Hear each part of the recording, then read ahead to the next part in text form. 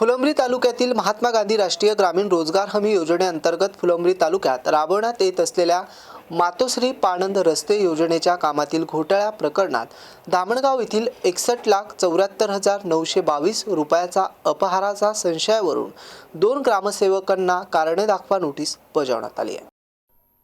धामणगाव येथील मातोश्री पाणंद रस्त्यासह एकूण 9 पाणंद रस्त्यांच्या कामांची प्रत्यक्ष पाहणी न करताच देयके अदा केल्याचा एसबी गजेवाड आणि सरला इंगळे या 2 ग्रामसेवकांवर संशय आहे।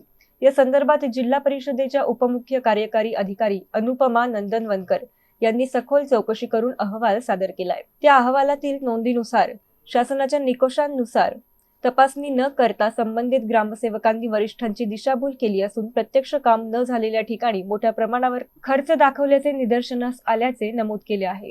संबंधित ग्रामसेवकांनी आपले कर्तव्य योग्यरित्या पार पडले नाही, त्यामुळे महात्मा गांधी राष्ट्रीय ग्रामीण रोजगार हमी योजना कायदा 2005 तसेच महाराष्ट्र जिल्हा परिषद जिल्हा सेवा वर्तणूक नियम भंग झाल्याचे सिद्ध होत आहे। त्यानुसार ग्रामसेवक एसबी गजेवाड आणि सरला इंगळे यांना कारणे दाखवा नोटीस बजावण्यात आली आहे। तुमच्याकडून एकूण 61,74,922 रुपयांची रक्कम का वसूल करू नये, तसेच शिस्तभंगाची कारवाई का करू नये याबाबतचा सविस्तर खुलासा 48 तासात सादर करण्याचा आदेश जिल्हा परिषदेचे मुख्य कार्यकारी अधिकारी अंकित यांनी दिला आहे।